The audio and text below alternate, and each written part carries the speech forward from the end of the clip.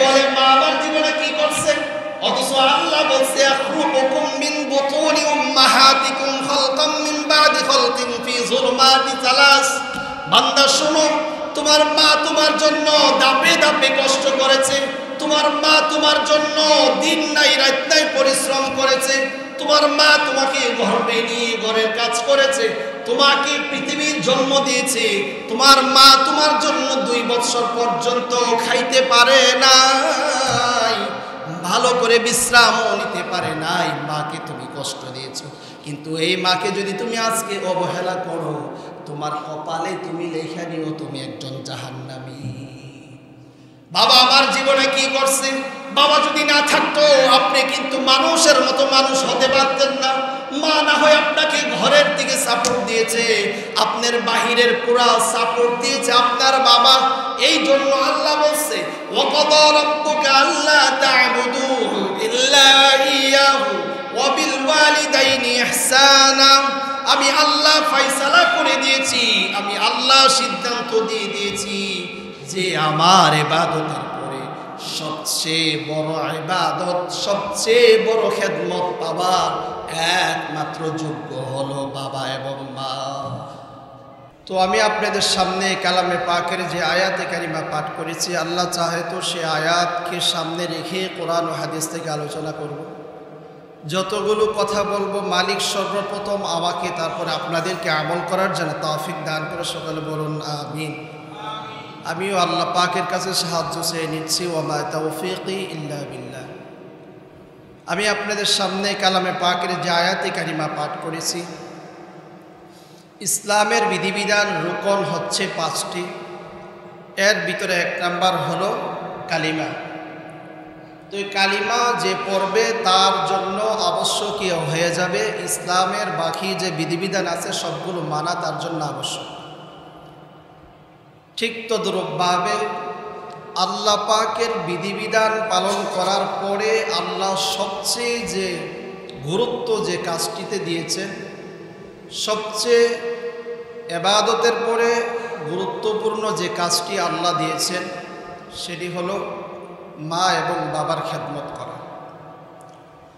আল্লাহ পাকের ইবাদতের পরে যেরকম নামাজের পরে আল্লাহ পাক ইচ্ছা করলে কোরআনে এবং হাদিসে রাসূল সাল্লাল্লাহু আলাইহি সাল্লামের যেভাবে বর্ণনা আসছে যে আল্লাহ পাকের ইবাদতের ক্ষেত্রে সর্বপ্রথম ইবাদত হচ্ছে কালিমার পরে কি নামাজ। এই নামাজ আদায় করার পর আপনি আমার উপর সবচেয়ে গুরুত্ব কোরআনে যেটা আসছে, হাদিস যেটা আসছে, সেটা হচ্ছে মা বাবার খেদমত। তাহলে আমি আপনি যদি দেখি যে নামাজের পরে আল্লাহ পাক তো ইচ্ছা করলে অন্য কোনো ইবাদতকে কি করতে পারতেন, দাঁড় করাইতে পারতেন। যেরকম নামাজের পরে রোজা ছিল, হজ ছিল, যাকাত ছিল, তো এইগুলোকে দ্বিতীয়বার নিয়ে দ্বিতীয় জায়গায় নিয়ে মা বাবার খেদমতকে দ্বিতীয় জায়গায় আছে। তাহলে আল্লাহর ইবাদতের পরে সবচেয়ে গুরুত্বপূর্ণ জিনিস হচ্ছে মা বাবার খেদমত, সবচেয়ে গুরুত্ব। দেখেন আল্লাহর ইবাদতের পরেই মা বাবার খেদমত। ইসলামের আরও কি বিধান রয়ে গিয়েছে না? নামাজের পরে রোজা আছে, যাকাত আছে, হজ আছে, কিন্তু আল্লাহ তার ইবাদত শেষ করার পরে সবচেয়ে গুরুত্ব দিয়েছেন মা বাবার খেদমত, আর যেটা সমাজে এখন সবচেয়ে বেশি অবহেলিত। যেরকম আল্লাহ বলে وَإِذْ أَخَذْنَا مِيثَاقَ بَنِي إِسْرَائِيلَ لَا تَعْبُدُونَ إِلَّا اللَّهَ وَبِالْوَالِدَيْنِ إِحْسَانًا। আল্লাহ বনি ইসরাইলকে কিতাব নাজিল করে বলেছে যে আমি আল্লাহর ইবাদত করো, ওয়াবিল ওয়ালিদাইনি ইহসানা, মা এবং বাবার সাথে সদাচরণ। তে কোরআনে কারীমের 7 থেকে 8 জায়গায় আল্লাহ স্পষ্টভাবে বলছে আমার ইবাদত শেষ, তারপর তোমার উপর সবচেয়ে আবশ্যকীয় একটি বিষয় হলো মা বাবার খেদমত, সবচেয়ে বড় জিনিস। কারণ কি? কারণ হলো তারা দুইজন যদি না হতো আমি কিন্তু হতাম না। আবার আপনার মা এবং বাবা যদি না হতো আপনার পূর্বপুরুষ থেকে, তাহলে কিন্তু আমরা আসতাম না। এই ধারাবাহিকতা। তাহলে কোরআনে কারিমে সবচেয়ে ইবাদতের ভিতরে আল্লাহ পাকের ইবাদত, তারপরে মা বাবার খেদমত। এই জন্য আল্লাহ তার কথাই বলছেন যে আমি ফায়সালা করে দিয়েছি, আমি সিদ্ধান্ত দিয়ে দিয়েছি। যেরকম আল্লাহ বলেন وَقَضَى رَبُّكَ أَلَّا تَعْبُدُوا إِلَّا إِيَّاهُ وَبِالْوَالِدَيْنِ إِحْسَانًا।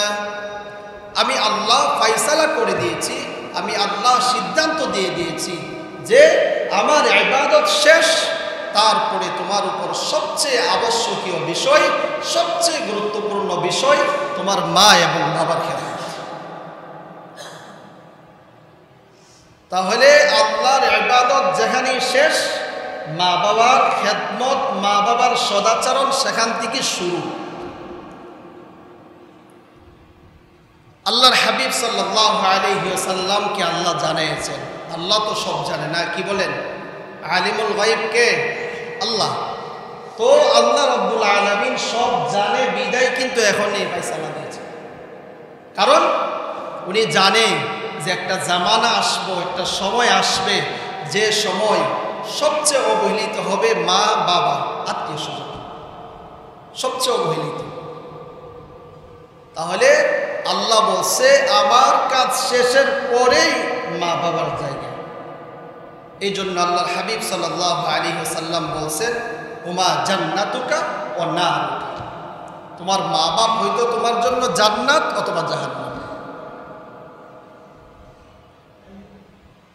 সাহাবীদের ভিতরে সবচেয়ে প্রজ্ঞাবান একজন সাহাবী হযরতে আব্দুল্লাহ ইবনে মাসউদ রাদিয়াল্লাহু তাআলা আনহু থেকে বর্ণিত। তিনি বলেন রাসূল সাল্লাল্লাহু আলাইহি ওয়াসাল্লাম বলছেন যে তোমাদের ভিতরে সবচেয়ে ভালো এবং উত্তম আচরণ আল্লাহ পরে হচ্ছে মা বাবা পাওয়ার যোগ্য। কারণ হলো আপনি এখনের যে জামানায়, সেই জামানায় দেখবেন মানুষ ছেলে বড় হওয়ার পরে অথবা মেয়ে বড় হওয়ার পরে পৃথিবীর সবাইও তার আপন হতে পারে, কিন্তু মা এবং বাবা দেখা যায় আপন হয় না। যেরকম ছেলেকে বিবাহ করানোর পরে ছেলের আপন হয়ে যায় শ্বশুর বাড়ি, কিন্তু নিজের মা বাবার প্রতি তার এতটা খেয়াল আসে না। অথচ আল্লাহ বলে তুমি জানো না তোমারই বাবা তোমাকে কত কষ্ট করে মানুষ করেছে। আল্লাহ বলে বান্দা জানো না তোমার মা তোমাকে কত কষ্ট করে গর্ভে ধারণ করেছে। এই জন্য সাহাবী হযরত আবু হুরায়রা রাদিয়াল্লাহু তাআলা আনহু এসে রাসূলকে বলেন, তিনার থেকে হাদিস বর্ণিত, তিনি দেখেন একজন ইসলামিক একজন লোক এসে রাসূলকে বলতেছে, ইয়া রাসূলুল্লাহ, আমার সবচেয়ে ইবাদতের পরে আপনার পরে সবচেয়ে সদাচরণ কে পাবে?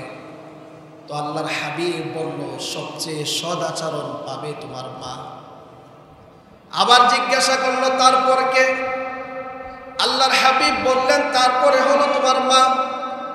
তৃতীয়বার আবার জিজ্ঞাসা করলো, ইয়া রাসূলুল্লাহ, আপনার ইবাদতের পরে আবার সবচেয়ে সদাচরণ কে পাবে? বলল তোমার মা। চতুর্থবার জিজ্ঞাসা করলো, ইয়া রাসূলুল্লাহ, আপনার আচরণের পরে আমার থেকে সবচেয়ে ভালো ব্যবহার কে পাবে? বললেন তোমার বাবা। তাহলে হাদিসের মধ্যে আসছে 4 বারের ভিতরে 3 বার বলল তোমার মা তোমার সদাচরণ বেশি পাবে।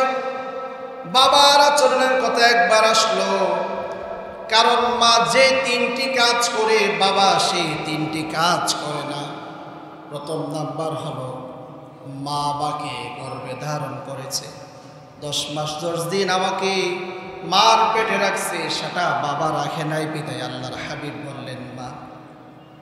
দ্বিতীয় হলো সাহাবীরা জিজ্ঞাসা করলো, ইয়া রাসূলুল্লাহ, আমার দ্বিতীয়বার আবার জিজ্ঞাসা করলো, আমার সবচেয়ে সদাচরণ কে পাবে? বলল তোমার মা। কারণ হলো বাবা কোনো দিন আমাদেরকে ভূমিষ্ঠ হওয়ার সময় যে কষ্ট, বেদনা, ব্যথা মা অনুভব করে সেটা বাবা করে না, সেই জন্য হয়েছে। তৃতীয়বার আবার জিজ্ঞাসা করলো, তারপর কে? রাসূল বললেন মা। তার কারণ হলো মা আপনাকে 2 বছর পর্যন্ত আপনাকে দুধ পান করায়, সেটা কিন্তু বাবা করে না। এই জন্য আল্লাহর হাবিব বলল, মা 3 বার বলার কারণ হলো এই 3টি কারণ। মা আপনাকে কষ্ট করে গর্ভে ধারণ করেছে, মা ব্যথা বেদনা কষ্ট সহ্য করে আপনাকে পৃথিবীতে পাঠিয়েছে। তৃতীয় নাম্বার হলো মা আপনাকে কষ্ট করে দুধ পান করাইছে। এই জন্য এই 3 কাজ বাবা করে না, এই জন্য। আর বাবার বেলা চতুর্থ বেলায় বলল, মার পরে সবচেয়ে বেশি হকদার হলো বাবা। যে বাবা মাথার ঘাম পায়ে পেলে আপনাকে মানুষের মতো মানুষ করেছে, বাবা সবচেয়ে অবহেলিত বয়স যদি হয়ে যায়, মা বাবার সাথে এখন মানুষ যুবক ভালো আচরণ করে না, বিবাহের পরে ছেলে পাল্টায়া যায়। এই জন্য আল্লাহ বলছে, আমি ফায়সালা করে দিয়েছি, ওয়াকাদা রাব্বুকা আল্লা তা'বুদু ইল্লা ইয়াহু ওয়া বিল ওয়ালিদাইনি ইহসানা। হাবিব, আপনি আপনার উম্মতকে বলবেন, আমি আল্লাহ ফায়সালা করে দিয়েছি যে আমি আল্লাহর ইবাদতের পরে, ইবাদতের ক্ষেত্রে সবচেয়ে বড় যে ইবাদত নামাজ, তারপরে হচ্ছে আল্লাহ পাকের ইবাদত শেষ যেখানে, সেখান থেকে মার খেদমত শুরু, বাবার খেদমত শুরু। এই জন্য আল্লাহ বলছে, আমি ফায়সালা করে দিয়েছি আমার ইবাদত যেখানে শেষ, মা বাবার খেদমত সেখান থেকে শুরু। আপনি লক্ষ্য করেন, আপনি যখন আপনার মার পেটে ছিলেন, কোনোদিন মা কিন্তু ভালো করে বিশ্রাম নিতে পারে নাই। যখন তখন আপনি মার পেটে লাথি দিয়েছেন, মা কিন্তু কোনোদিন আপনাকে মারে নাই। মা আপনাকে কোনোদিন গালমন্দ করে নাই। 10 মাস, 1 দিন নয়, 2 দিন নয়, মাস নয়, 6 মাস নয়, 10 মাস 10 দিন পর্যন্ত যে মা আপনাকে পেটে রাখছেন, এই মা কোনোদিন আপনাকে কষ্ট দেয় নাই। বরঞ্চ আপনি যখন তখন মাকে লাথি মারছেন, মা কাজ করতেছে, মা কাজ করতে পারে নাই, বিছানায় শুয়ে গেছে। আবার যখন আপনি পৃথিবীতে আসবেন, সায়েন্স এই কথা বলতেছে, একসাথে 40টা হাড্ডি ভাঙলে যেরকম কষ্ট হয়, আপনি আমি যখন মার পেটে লাথি দিয়া পৃথিবীতে আসি, তার চেয়ে বেশি মার কষ্ট হয়। বাবা কিন্তু এই কাজ করে না। তাহলে মা আপনাকে গর্ভে নিল, মা আপনাকে ভূমিষ্ঠ করলো, এরপরও শেষ হয় নাই। মা আপনাকে কত কষ্ট করে দুধ পান করাইছে, মা নিজে খাইতে বসতে আপনি কান্না করছেন, মা কিন্তু খানা রেখে আপনার কাছে চলে আসছে। কেনই বা আপনাকে মাকে কোতাম দিবে না? যেই মা আপনি পৃথিবীতে আসার পরেও মা শান্তিতে 2 বছর পর্যন্ত খাবার খাইতে পারে নাই, ঘুমাইতে পারে নাই, রিল্যাক্স কোনো কাজ করতে পারে নাই, খাইতে বসতে দিয়ে হইছে, এমনি আপনি চিৎকার শুরু করে দিয়েছেন, মা খাবারের প্লেট রেখে আপনার কাছে চলে আসছে। রাতে কনকনে শীত, এর ভিতরে আপনি রাত্রে প্রস্রাব করে দিয়েছেন, মা আপনাকে দূরে সরায় দেয় নাই। আপনার মা আপনাকে আপনার কাপড় পরিবর্তন করে নিজের কাপড় দ্বারা আপনাকে আবৃত করে জড়ে ধরে রাত্রে মা আপনাকে নিয়ে কাটাইছে। কোনোদিন মা আপনাকে বলে নাই, ছেলে আমার রাত বুঝো না, দিন বুঝো না, যখন ইচ্ছা তখনই প্রস্রাব করে দেও, মা কিন্তু বলে নাই। আবার বৃষ্টির সময় তখনও যদি আপনি প্রস্রাব করে দেন, আপনার মা বিরক্ত হয় নাই। এই জন্য আল্লাহ বলে, বান্দা আমি আল্লাহর পরে সবচেয়ে বেশি যিনি সদাচরণ পাবে, সবচেয়ে বেশি ভালো আচরণ পাবে মা।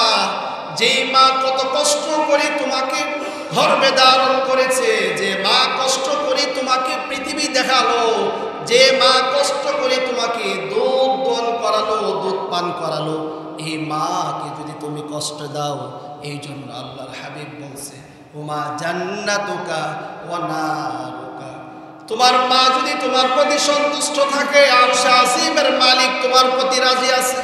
তোমার মা যদি তোমার প্রতি অসন্তুষ্ট থাকে, আরশে আসিমের মালিক তোমার প্রতি অসন্তুষ্ট আছে।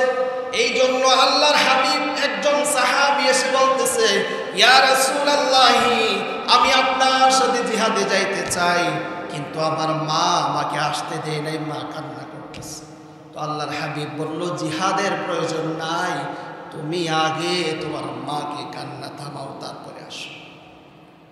কারণ পৃথিবীতে একটাই আছে দোয়া, যে দোয়া আল্লাহ রাব্বুল আলামিন পর্যন্ত, আরশে আজিম পর্যন্ত পৌঁছতে কোনো বাধা নেই, কোনো পর্দা নেই, সেটা হলো মার দোয়া।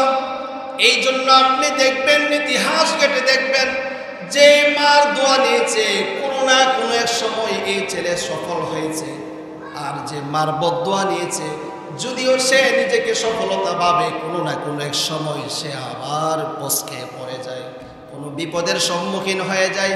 এই জন্য আল্লাহর হাবিব বলল, আল জান্নাতু তাহতা কুদামিল উম্মাহ, মার পায়ের নিচে সন্তানের জান্নাত।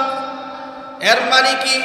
এর মানে হচ্ছে আপনি যদি মাকে সন্তুষ্ট রাখতে পারেন, আপনি যদি মাকে রাজি রাখতে পারেন, আপনি কপালে লেখা নিয়েন আপনি একজন জান্নাতি মানুষ। আর আপনার বিরুদ্ধে যদি মা চলে যায়, আপনি কপালে লেখা নিয়েন আপনি একজন জাহান্নামী মানুষ। আল্লাহর ইবাদতের পরে মা, আল্লাহর ইবাদতের পরেই হলো বাবা।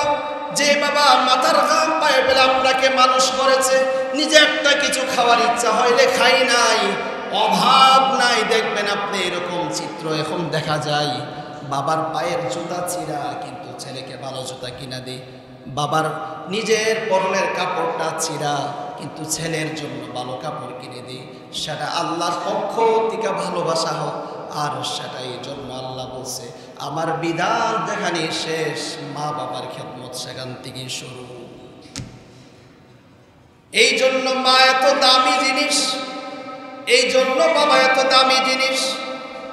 পূর্বেকার বনি ইসরাইল থেকে আল্লাহ পাক ঘোষণা করে দিয়েছেন, হে বনি ইসরাইল সম্প্রদায়, আমি আল্লাহর সাথে কাউকে শরীক করো না, লা তা'বুদুনা ইল্লাল্লাহ। এরপরে বলছেন ওয়াবিল ওয়ালিদাইনি ইহসানা, আমি আল্লাহর পরে, আমি আল্লাহর ইবাদতের পরে মা বাবার সাথে সদাচরণ করব।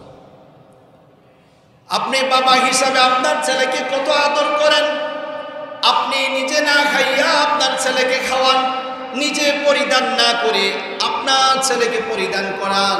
আপনি সেই বিবেচনায় রাখেন, যখন আপনি ছোট ছিলেন, যখন আপনি ছেলে ছিলেন, আপনার বাবাও কিন্তু আপনার জন্য কষ্ট করেছে। আপনার বাবাও কিন্তু নিজে না খাইয়া আপনি ছেলের জন্য রাখছে, নিজে না পরিধান করে আপনার ছেলেকে পড়াইছে। আপনি এখন মা বাবাকে দাম দেন নাই। এই জন্য আল্লাহ জানতো, আল্লাহর হাবিবও জানতো যে শেষ একটা জামানা আসবো, সেই জামানার ভিতরে মা বাবার কোনো কদর থাকবে না, মা বাবাকে কেউ সম্মান করবে না, ভালো চোখে দেখবে না, মা বাবার সাথে ধমক দিয়ে কথা বলবে। এই জন্য আল্লাহ বলে, শোনো মা বাবার সাথে কিভাবে কথা বলবা। মা যদি তোমাকে কোনো অজোরে বা মা বাবা যদি তোমাকে কষ্টের কোনো কাজও দেই, তারপরও মা বাবার সামনে তোমার যে কষ্ট হয়েছে সে কথা তুমি বলতে পারবে না। এরকম মা তোমাকে বলল এই কাজটা করো, এই কাজটা আপনি আমার জন্য যদিও কষ্ট হয়, আল্লাহ নিষেধ করছেন, মার সামনে কথা বোঝানো যাবে না। একজন দুইজন নয়, অনেক সাহাবী এসে আল্লাহর হাবিবকে বলল, ইয়া রাসূলুল্লাহ, আপনার সাথে জিহাদে যাব। আল্লাহর হাবিব জিজ্ঞাসা করছে, সাহাবী তোমার মা বেঁচে আছে? বলল, হ্যাঁ ইয়া রাসূলুল্লাহ, আমার মা জীবিত আছে। তখন আল্লাহর হাবিব বলল, তোমাকে জিহাদে যাইতে হবে না, মার খেদমত করো, মায়ের পায়ে ধরে থাকো। এই মায়ের পায়ে ধরাকে তোমাকে জান্নাত পর্যন্ত পৌঁছায় দেবে। এই জন্য তিনটি কাজ এক নাম্বার হলো সময় মতো নামাজ পড়া, 2 নাম্বার কাজ হলো মা বাবার খেদমত করা, আর 3 নাম্বারে বলছে আল্লাহর রাস্তায় জিহাদ করা। তাহলে মা বাবার খেদমত, যেখানে হাদিস কোরআন গবেষণা করলে একটা কথাই দাঁড়া যে আল্লাহর ইবাদত যেখানে শেষ, মা বাবার খেদমত সদাচরণ সেখান থেকে শুরু। তাহলে জিহাদের চেয়ে বড় বলেছে আল্লাহর হাবিব, বলছে জিহাদের চেয়ে গুরুত্ব হবে তোমার মার খেদমত তুমি যদি করো, জিহাদের চেয়ে গুরুত্ব হবে তোমার মা বাবার সেবা যদি তুমি করো, জিহাদের চেয়ে গুরুত্ব হবে তুমি যদি তোমার মা বাবার দেখাশোনা করো। এটা তোমার জন্য জিহাদের সে ফজিলত বেশি হবে। এই জন্য এখন আমাদের মতো আপনাদের মতো কত হতভাগা ছেলে আছে, মার খোঁজ খবর নেই না, বাবার খোঁজ খবর নেই না, নিজের জন্য, নিজের ছেলের জন্য, স্ত্রীর জন্য হাজার হাজার টাকা খরচ করি, কিন্তু ওই দুঃখী মা বাবার জন্য খরচ করতে হিসাব করে। এই জন্য আল্লাহর হাবিব বলছে আল জান্নাতু তাহতা আকদামিল উম্মাত, মার পায়ের নিচে তোমার জান্নাত। মা যদি তোমার প্রতি সন্তুষ্ট, তুমি দৈরা আল্লাহ তোমার প্রতি রাজি আছে, খুশি আছে। আর মা বাবা যদি তোমার প্রতি অসন্তুষ্ট থাকে, তুমি লেখা নিও তোমার প্রতি আল্লাহ অসন্তুষ্ট। মার কত দেখেন, মার কত মায়া। একজন সাহাবী মুমূর্ষ অবস্থায় চলে আসছে, সমস্ত সাহাবীদেরকে খোঁজ দেওয়া হলো, ও একজন সাহাবী আছে মুমূর্ষ অবস্থায়, কিন্তু তার মুখ দিয়া কালিমা আসছে না। সবাই মিলে আল্লাহর রাসূলের কাছে গেল, ইয়া রাসূলুল্লাহ, আপনার অমুক সাহাবী মুমূর্ষ অবস্থায়, কিন্তু তার মুখ জবান দ্বারা কালিমা আসতেছে না। তো আল্লাহর হাবিব কিছুক্ষণ চিন্তার পরে জিজ্ঞাসা করলো তার মাকে, বলল তার মা অমুক, বলল তার মাকে ডেকে আনো। খোঁজ খবর নিয়ে জানা গেল ওই সাহাবী মাকে কষ্ট দিছিল, এই জন্য মৃত্যুর সময় তার মুখ দিয়া কালিমা আসতেছে না। তো আল্লাহর হাবিব বলল, মা তুমি যদি তোমার ছেলেকে মাফ না করো, তাহলে আমি রাসূল কিন্তু সিদ্ধান্ত নিয়ে নিব। সমস্ত সাহাবীদেরকে বলল, সাহাবীরা তোমরা লাকড়ি তারপরে যা খড়ি কুটা আছে সবকিছু একত্র করো, এই সাহাবীকে আগুন লাগায় পুড়াইয়া দিব। তখন মা কান্না করে বলতেছে, না ইয়া রাসূলুল্লাহ, আমার ছেলেকে আপনি পুইরেন না, আমি মা হিসাবে আমার ছেলেকে মাফ করে দিয়েছি। সাথে সাথে ওই সাহাবীর জবান দিয়ে লা ইলাহা ইল্লাল্লাহু মুহাম্মাদুর রাসূলুল্লাহ সাল্লাল্লাহু আলাইহি ওয়াসাল্লাম। এই জন্য মার দোয়ার ভিতরে কোনো পর্দা নাই। আপনার মা যদি আপনার জন্য হাত উঠায় আরশে আজিম পর্যন্ত পৌঁছে যাবে, তাতে কোনো সন্দেহ নাই। আবার যদি আপনার মা আপনার জন্য বদদুয়া দেয়, সেটাও আরশে আজিম পর্যন্ত পৌঁছে যাবে, সেটাতে কোনো পর্দা নাই। এই জন্য মা বাবার খেদমত আমরা যারা ছেড়ে দিয়েছি, তাদেরকে আজকে অনুরোধ থাকবে, মা যদি জীবিত থাকে মায়ের পায়ে ধরে মাপ চান, বাবার পায়ে ধরে মাপ চান। আর যদি মা বাবা পৃথিবীর থেকে চলে যায়, তাহলে মা বাবার কবরে গিয়ে জিয়ারত করেন। হাদিসের মধ্যে আসছে, যাদের মা বাবাকে কষ্ট দিয়েছে, পৃথিবীর থেকে চলে গেছে, কিন্তু মা বাবার কবরে গিয়া যদি জিয়ারতের নিয়তে মার জন্য কান্না করে দোয়া করে, আল্লাহর হাবিব বলছে ওই মার সামনে ছেলের চেহারাকে সামনে দেখাইয়া তোমার নাফরমান ছেলে তোমার জন্য দোয়া করতেছে, মা সেখান কবর থেকে বলে আমি আমার সন্তানকে মাফ করে দিছি। কারণ নিঃস্বার্থে ভালোবাসে একমাত্র আল্লাহ, তার রাসূল এবং মা বাবা। নিঃস্বার্থ ভালোবাসে একমাত্র আল্লাহ, রাসূল এবং মা বাবা। আর কেউ আপনাকে নিঃস্বার্থ ভালোবাসবে না। সন্তান আপনাকে বাবা হিসাবে ভালোবাসে যদি ভালো টাকা দিতে পারেন, কাপড় দিতে পারেন, খাবার দিতে পারেন। স্ত্রী আপনাকে ভালোবাসবে যদি আপনার ইনকাম বেশি হয়, আপনাকে ভালোবাসবে। কিন্তু আল্লাহ, তার রাসূল এবং মা বাবা আপনাকে কোনোদিন স্বার্থের জন্য ভালোবাসে না। আপনি খেয়াল করেন, আপনার যখন বয়স হয়েছে 2 বছর অথবা 1.5 বছর থেকে নিয়ে আপনার বৈবাহিক বিবাহ দেওয়া পর্যন্ত আপনার বাবা আপনার জন্য যত ধরনের মজা খাওয়াইছে, চকলেট খাওয়াইছে, কোনোদিন কি সেটা লিখে রাখছেন নাকি? এই কথা বলেন, কোনোদিন মা লেখা রাখছে, বাবা লেখা রাখছে, আপনাকে এত আদর করছে, কোনোদিন লেখা রাখে নাই, কিন্তু সময় আইসা পড়ছে, আপনি হিসাব করেন বাবার ওষুধ মাসে 5,000-এর উপরে দেন না। অথচ আপনি যখন ছোট ছিলেন সকালে মজা চাইছেন, সকালে কোনো কিছু চাইছেন সেটা দিছেন, আবার দুপুরে চাইছেন সেটাও দিছে, আবার বিকালে চাইছেন, হিসাব কিন্তু করে নাই, বলে আমার সন্তান। মা বলে আনো আমার সন্তান, বাবা বলে আমার সন্তান, হিসাব করে নাই। কিন্তু জামানায় এসে পড়ছে যে জামানায় আপনি হিসাব করে দেন, হিসাব করেন 5,000 দিছে আর দিন না। আপনার মতো নাফরমান ছেলের জন্য আল্লাহ বলে শোন, তোর মা বাবা যদি তোর জন্য একটু খালি আমার কাছে বলে, আমি আল্লাহ সাথে সাথে কিন্তু তা গ্রহণ করব। যদি অভিযোগ করে অভিযোগ করব, যদি দোয়া করে সেটাও আমি আল্লাহ তোর মা তোর জন্য ধরব। এই জন্য মা বাবা যাদের বেঁচে আছে নিয়ামত, এটা সবচেয়ে বড় নিয়ামত। আপনি হুজুরকে সম্মান করেন, আপনার পিসাবকে সম্মান করেন, না করেন তাতে কিছু আসে যায় না। আপনার শ্বশুর শাশুড়ির সেবা করেন, তাতে কিছু আসে যায় না। কিন্তু মা যদি আপনার প্রতি অসন্তুষ্ট থাকে, আপনি জান্নাতি না। মা বাবা যদি আপনার প্রতি সন্তুষ্ট থাকে, আপনি লেখা নিয়েন, আপনি একজন জান্নাতি মানুষ। কারণ আল্লাহর হাবিব বলছেন মা এবং বাবার খেদমতে জান্নাত পাওয়া যাবে, মা এবং বাবার খেদমতে জান্নাত পাওয়া যাবে, মা এবং বাবার দেখাশোনায় জান্নাত পাওয়া যাবে। আপনার শ্বশুর, আপনার শাশুড়ি, আপনার ছেলে, আপনার স্ত্রী আপনার প্রতি সন্তুষ্ট, সেটা জান্নাত পাওয়া যাবে কিনা রাসূল হাদিসে বলে নাই।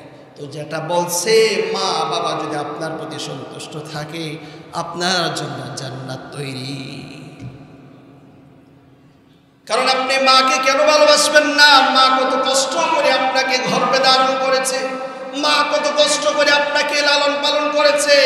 শীত মানে নাই, গরম মানে নাই, বৃষ্টি মানে নাই, যখন যেটার প্রয়োজন মা হিসেবে আপনাকে সাপোর্ট করেছে। যখন যেটার প্রয়োজন, আপনি দূর থেকে দূরান্ত কোথাও গিয়েছেন, সবাই বাড়িতে ঘুমাই গেল, মা ঘুমাই না, ছেলে কবে ফিরে আসবে এই টেনশন করে বারবার ফোন দিয়ে, ছেলে আমার কোথায় আছো? কিন্তু আপনার এই সহধর্মিণী স্ত্রী কিন্তু দেখবেন ঘুমায়া পড়ছে। একবারের জায়গা 4 বার ফোন দিতে হয়, তারপরও ঘরের দরজা খুলে না, ঘুমায়া যায়। আর মা আপনার জন্য ঘুমাই না, মা টেনশন করে ছেলেটা দূরে গিয়েছে, কবে আসবে, আমার ছেলে জানি কি অবস্থা। মার জান ছটপট করে ছেলের জন্য, কিন্তু স্ত্রীটা এতটা ছটপট করে না, গেছে আইবই, ছেলেও এতটা টেনশন নেই না। কিন্তু মা যতটা টেনশন নেই, বাবা যতটা আপনার জন্য টেনশন নেই। এই জন্য মা যদি দোয়া করে সেটাও যেমন কবুল হয়, তার বিপরীতে মা যদি আপনার জন্য বদদোয়া করে সেটাও কিন্তু কবুল হবে। বুখারীর হাদিস, সবচেয়ে বড় বুজুর্গ তদানীন্তনকালী সবচেয়ে বড় আবেদ, আপনারা সবাই জানেন, জুরাইজ একজন আল্লাহর বান্দা ছিল, আবেদ মানুষ ছিল। এই জামানায় সবচেয়ে বেশি ইবাদত করতে হলো জুরাইজ। এই জুরাইজ মার বদদার কারণে কিন্তু মার বদদা আল্লাহর কাছে করেছে। ওই জুরাইজ নিজে নামাজ আদায় করতেছে, পাশে মা এসে ডাকতেছে জুরাইজ, কিন্তু জবাব দেয় না। বলে এখন নামাজে আছি, নামাজ পড়বো নাকি মার ডাকে সারা দিব? সারা দেয় নাই, মা চলে গেছে। আবার কিছুক্ষণের ভিতরে মা আবার ঘরের সামনে এসে বলতেছে জুরাইজ দরজা খুলো। আবার জুরাইজ নামাজ আদায় করতেছে, মার মনে কষ্ট চলে আসছে। মা বলছে জুরাইজ তোকে আল্লাহ যেন কোনো একজন পতিতার মুখ না দেখাইয়া তোকে যেন আল্লাহ মৃত্যুদান না করে। এই দিকের ঘটনা হয়ে গেল। ওই জুরাইজ যেখানে ইবাদত করত, এর আশপাশে ছিল জঙ্গল, রাখালরা গরু রাখতো, বিভিন্ন রকম পশু পাখি রাখত। ওই জুরাইজের ঘরের সাথে একজন বিধবা মহিলা থাকতো, একজন না বিবাহিত, একজন যার বিবাহ হয় না, এরকম মেয়ে থাকতো। কিন্তু ঘটনাক্রমে তার সাথে আশপাশের রাখালরা যৌন মিলন করার কারণে তার গর্ভে সন্তান হয়ে গেল। পুরো এলাকার মানুষ বলতেছে তুমি বিবাহ করো নাই, কিন্তু তোমার গর্ভে সন্তান কোত্থেকে? এই মহিলা বাঁচার জন্য বলতেছে এটা আমার সন্তান না, এটা হলো জুরাইজের, আমার সাথে মিলিত হওয়ার কারণে তার সন্তান। সবাই চমকায় গেল। একজন এত বড় বুজুর্গ মানুষ, আল্লাহর ওলি মানুষ, তিনি কিভাবে তোমার সাথে এরকম করতে পারে? এটা তো সম্ভব না। তো বাদশার দরবারে বিচার গেল। বাদশা বলল, এক কাজ করো, জুরাইজের ঘর বাড়ি ভেঙে দাও। জুরাইজের ঘর বাড়ি ভেঙে দেওয়া হলো। জুরাইজ টেনশনে পড়ে গেল, কি হলো? হাই রে, কি হলো আমি বুঝলাম না। আমি তো কারোর সাথে কোনো অপরাধ করি নাই, সবাই মিলে আমার ঘর কেন ভাঙলো জানি না। তো বাদশার দরবারে জুরাইজকে ডাকা হলো, ওই মহিলাকেও ডাকা হলো। ডাকার পরে ওই জুরাইজ মুস্কি মুস্কি হাসতেছে আর বলতেছে, আমার মা যে আমার জন্য বদুয়া দিছে, আল্লাহ রাব্বুল আলামিনের বদুয়া কবুল করে নিয়েছে। জুরাইজ মুস্কি মুস্কি হাসে। ফায়সালাকারী বাদশা জিজ্ঞাসা করলো, জুরাইজ, একটা জঘন্য কাজ করে তুমি কেন হাসতেছো বলো? জুরাইজ বলতেছে, শুনেন বাদশাজি, আমার মা আমার জন্য বদুয়া দিছিল। আমি নামাজে ছিলাম, মা ঘরের দরজায় এসে আমাকে 2 বার ডাকছে। আমি ডাকের সাড়া দেই নাই, বিদায় মা আমার জন্য বদুয়া দিছে। আমি যেন পতিতার মুখ দেখাই যেন মরি, এই জন্য আসি। তখন জুরাইজ আল্লাহর উপর ভরসা নিয়ে বলতেছে, হে ছোট ছেলে, বলো তো তোমার বাবাকে। আশপাশ যত লোক আছে, বাদশা সহ সবাই ঠাট্টা করতেছে। জুরাইজ, তুমি কি পাগল হয়ে গেল নাকি? এই শিশু কিভাবে কথা বলবে? আল্লাহ রাব্বুল আলামিন ওই শিশুর জবান খুলে দিল। কারণ আল্লাহর ওলিকে বাঁচাবে কে? সবাই বলে, আল্লাহর ওলিকে বাঁচাবে কে? আপনিও যদি আল্লাহ পাকের ইবাদত করি, আমাকে আপনাকে কে বাঁচাবে? আল্লাহর গোলামি যদি করি, প্রকৃত গোলাম যদি আমি আপনি হই, আল্লাহ আমাকে অবশ্যই বাঁচাবেন। ওই জুরাইজ আল্লাহর উপর ভরসা করে আল্লাহকে ডেকে ডেকে বলতেছে, মালিক, তুমি তো আমার মার বদুয়া কবুল করেছো, অসম্মানিত হয়েছি, পতিতার মুখ দেখছি, এখন আমাকে তুমি একটু হেফাজত করো বাচ্চা। ছোট বাচ্চার জবান দিয়ে বলছে, আমার বাবা জুরাইজ না, আমার বাবা হলো ওখানকার একজন রাখাল, আমার মার সাথে মিলিত হয়েছে, এর গর্ভে আমি আসছি, আমার বাবা জুরাইজ না। এই জন্য মা যদি আপনার জন্য দোয়া করে আরশে আজিম পর্যন্ত পৌঁছে যাবে, আর যদি মা আপনার জন্য বদুয়া করে সেটাও আরশে আজিম পর্যন্ত পৌঁছে যাবে। এই জন্য আল্লাহর হাবিব বলে, মার দোয়ায় হয়তো তুমি জান্নাতি, মার বদুয়ায় তুমি জাহান্নামী। কারণ মা আপনার জন্য কষ্ট করছে, কিন্তু আপনি হয়তো এখন বুঝেন না। আপনার হাড্ডি গোশত সব কিছু শক্ত হওয়ার কারণে আপনি এখন বুঝেন না যে মা কি করছে, বাবা কি করছে।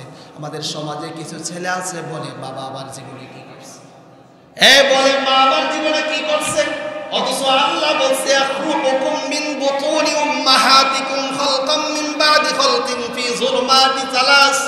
বান্দা শোনো, তোমার মা তোমার জন্য দাপে দাপে কষ্ট করেছে, তোমার মা তোমার জন্য দিন নাই রাত নাই পরিশ্রম করেছে, তোমার মা তোমাকে গর্ভে নিয়ে ঘরের কাজ করেছে, তোমাকে পৃথিবীর জন্ম দিয়েছে, তোমার মা তোমার জন্য 2 বছর পর্যন্ত খাইতে পারে নাই, ভালো করে বিশ্রামও নিতে পারে নাই, মাকে তুমি কষ্ট দিয়েছো।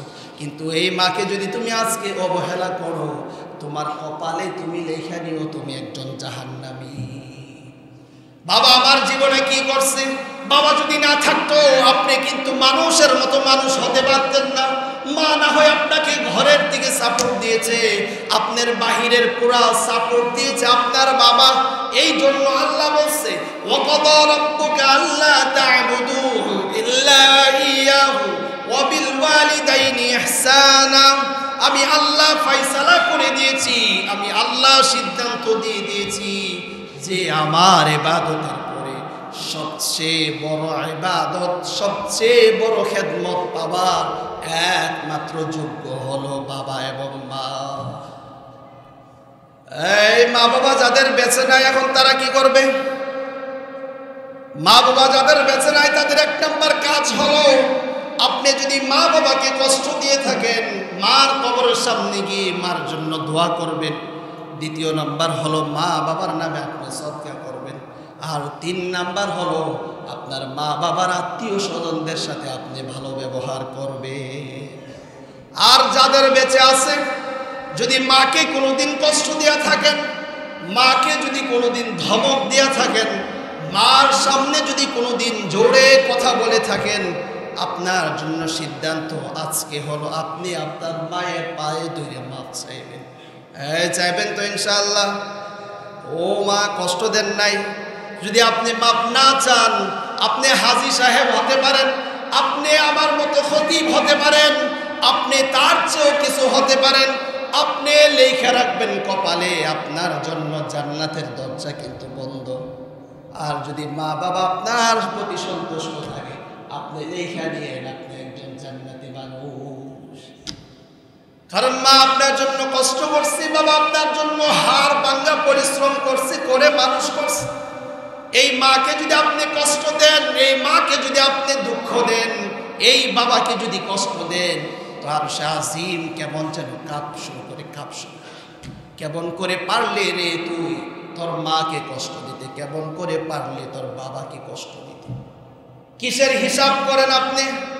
ছেলে হিসাব করে মাসে বাবাকে 5,000 দেই, কিন্তু নিজের ফ্যামিলির জন্য 50,000 খরচ করে। মা যদি বেশি টাকা চায়, মাকে ধমক মারে। আল্লাহ বলছে ফালা তাকুল্লাহুমা উফ। তোমাকে মা এবং বাবা যত রকম কষ্টের জন্য আদেশ করে, তোমার যদিও মনে কষ্ট হয়, তারপরও মা বাবার সামনে উফ শব্দ বলবা না। ওয়ালা তাকুল্লাহুমা উফ ওয়ালা তানহারহুমা, তাদেরকে ধমক দেওয়া যাবে না। ওয়া কুল্লাহুমা কওলান কারীমা, আল্লাহ বলছে মা বাবার সামনে কথা যে বলবা, সম্মান সূচক কথা বলবা। সমাজ আজকে চলে আসলো শ্বশুর শাশুড়িকে ভালোবাসে, মা বাবার সাথে ভালোবাসা নাই। কি বলেন? মা বাবার সাথে ভালো ব্যবহার নাই। আল্লাহ বলছে ওয়া কুল্লাহুমা কওলান কারীমা, তাদের দুজনের সাথে ভালো কথা বলবা, তাদের দুজনের সাথে নম্র কথা বলবা। এরপরও শেষ নাই, আল্লাহ বলে ওয়াখফিদ লাহুমা জানাহাজ যুল্লি মিনার রাহমা, তুমি তোমার সাধ্য অনুযায়ী মা বাবার সামনে নত হয়ে যাও। মা এবং বাবা আপনারা দুইজন আমাকে যখন যা বলবেন, আমি সন্তান হিসাবে তখন তাই পালন করবো। আল্লাহ ওয়াখফিদ লাহুমা জানাহাজ যুল্লি মিনার রাহমা, আপনি আপনার হাত পা টাকা পয়সা ছেলে স্ত্রী সব কিছু মার সামনে দিয়া বলেন, মা তুমি যখন যেটা বলবা সেটাই আমি করতে রাজি। কারণ আল্লাহ আদেশ করছে, ফাইসালা করছে। এই ফাইসালা কার? কথা বলেন, ফাইসালা কার? আল্লাহ বলছে, আল্লাহ বলছে ফাইসালা দিয়ে দিয়েছি আমি, সিদ্ধান্ত দিয়ে দিয়েছি আমি।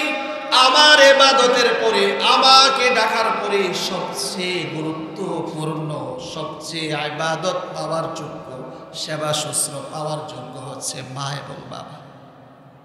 যুবকটা এখন মা বাবাকে কেয়ার করে না। যুবক বলে আমার শরীরে রক্ত আছে, আমার শরীরে এখন গরম, মা কি দরকার? অথচ এই যুবক জানে না তার জন্য মা কিন্তু 10 মাস 10 দিন গর্ভে নিছে। এই যুবক জানে না মা এত কষ্ট করে তাকে ভূমিষ্ঠ করছে। এই যুবক জানে না 2 বছর পর্যন্ত মা তাকে দুধ পান করাইছে। এই যুবক জানে না শীত নাই গরম নাই, মা যখনই ছেলে কান্না করছে, এই যুবক যখনই কান্না করছে, মা যেখানেই থাকে পাগলের মতো সুইটা এসে, পাগলের মতো এসে বলতেছে বাবা কাঁদো না, আমি তোমার সামনে আছি। আবার যখন কান্না শুরু করেছি, মা দুধ পান করাইছে, আবার প্রস্রাব করে দিয়েছে, মা কাপড় চেঞ্জ করে দিয়েছে। এত কিছু করার পরে যুবক এখন মাকে চিনে না, যুবক বাবাকে চিনে না। যে বাবা সকালে কাপড় দিছে, বিকালে জুস দিছে, সন্ধ্যায় চকলেট দিছে, এই বাবাকে যুবক চিনে না। এই জন্য আল্লাহ বলছে আমি আদেশ করে দিয়েছি, ফয়সালা করে দিয়েছি, বাবা এবং মা যাদের আছে তাদের জন্য দুনিয়া হলো জান্নাত। তারা যদি দুজনের একজন অথবা দুজনকে পায় যেন জান্নাত অর্জন করে নেয়। আর যদি পৃথিবী থেকে চলে যায় তাহলে হাদিসের ব্যাখ্যায় 3 জিনিস। 1 নাম্বার, মা বাবার কবরের সামনে গিয়ে, মা বাবার কবরের সামনে গিয়ে মালিকের কাছে দোয়া করেন, আয় আল্লাহ মাকে কষ্ট দিয়েছি, বাবাকে কষ্ট দিয়েছি, আমি নাফরমান সন্তান মা বাবার কবরের সামনে চলে আসছি। আমার মা বাবা জিন্দিগির গুনাহগুলো মাফ করে আমাকেও মাফ করে দাও। দ্বিতীয় নাম্বার হলো মা বাবার নামে সদকা করবেন। মা পৃথিবীতে বেঁচে নাই, বাবা পৃথিবীতে বেঁচে নাই, তাদের নামে সদকা করতে হবে। আপনাকে কিন্তু মা বাবা কষ্ট করে মানুষ করেছেন, আজকে তারা অন্ধকার কবরে। আপনার কাজ হলো তাদের নামে সদকা করা, তাদের নামে দান করা। আরেকটা হলো মা বাবা যাদের বেঁচে নাই তাদের আত্মীয় স্বজনদের সাথে ভালো ব্যবহার করা। এই করবেন তো ইনশাআল্লাহ। যুবক যারা মা বাবার সাথে খারাপ ব্যবহার করবেন, এই যুবক মা বাবার সাথে খারাপ ব্যবহার করা যাবে? সবাই বলেন করা যাবে? মাকে ধমক দেওয়া যাবে, মার সাথে খারাপ ব্যবহার করা যাবে, বাবাকে কষ্ট দেওয়া যাবে, বাবার সামনে ধমক দেওয়া যাবে না। মা বাবা আল্লাহর পক্ষ থেকে আপনি আমার জন্য জান্নাতের জন্য তারা আসছে, আপনি যদি তাদেরকে সন্তুষ্ট করতে পারেন আপনার নাম জান্নাতের তালিকার অন্তর্ভুক্ত। আর যদি তাদেরকে আপনি কষ্ট দেন আপনার নাম আপনি লিখে নিয়েন জাহান্নামী। এখন কি মা বাবার খেদমত করবেন তো ইনশাআল্লাহ? যাদের মা বাবা চলে গেছে তারা মার কবর জিয়ারত করবেন তো? মা বাবার নামে দান সদকা করবেন তো? এখন বলে আমরা নিজেই খাইতে পাই না, মা বাবার নামে করতে দেব না। আপনার যতটুকু এবিলিটি আছে মা বাবার জন্য আপনি এতটুকুই দান করেন। কারণ তারা যদি পৃথিবীতে থাকতো আপনার হয়তো তারা কিছু না কিছু খাইতো, তারা কিছু না কিছু খরচ করত। তারা এখন চলে গেছে, আপনার উচিত তাদের নামে দান করা, সদকা করা। এরপর তৃতীয় নাম্বার হলো আপনার বাবার যে আত্মীয় স্বজন আছে, আপনার মার যে আত্মীয় স্বজন আছে তাদের খোঁজ খবর, তাদের সাথে ভালো ব্যবহার করা। করবেন তো ইনশাআল্লাহ? কি বলেন সবাই? বলেন করবেন তো? কি ইনশাআল্লাহ? কতবার যে ইনশাআল্লাহ বললেন আপনারা, বাইরে গেলে শেষ। এই জন্য মা এবং বাবাকে কষ্ট দেওয়া, কি বলেন, কষ্ট দেওয়া যাবে? কষ্ট দেওয়া যাবে? কি করতে হবে?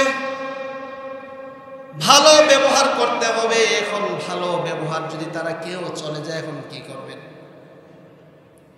বলেন? আপনি তাকে ঢাকা, আপনার মার কবর হলো সেই রাজশাহী, এখন কি করবেন? দ্বিতীয় নম্বর হচ্ছে আপনি তাদের নামে দান সদকা করা। মার নামে সদকা করা, বাবার নামে দান করা মানে হচ্ছে আপনি তারা যদি থাকতো তাহলে অবশ্যই খরচ করতেন না। আপনি যদি খরচ না করেন আপনি তো না ফরমান ছেলে, আপনার জন্য জাহান্নাম। তো তারা এখন চলে গেল, এখন তাদের নামে দান সদকা। কথা বলেন সবাই, কথা বলেন। দান সদকা করতে হবে না? এই ধারাবাহিকতা এখন আপনাদের কাছে অনেকের মা পৃথিবীতে বেঁচে নাই, অনেকের বাবা, বলেন সবাই কথা বলেন, অনেকের মা পৃথিবীতে নাই, অনেকের বাবা পৃথিবীতে নাই। আমি আপনাদের সকলের কাছে মা বাবার জন্য, আল্লাহর ঘরের জন্য কিছু একটা চাবো। সবাই রাজি? বলেন সবাই বলেন।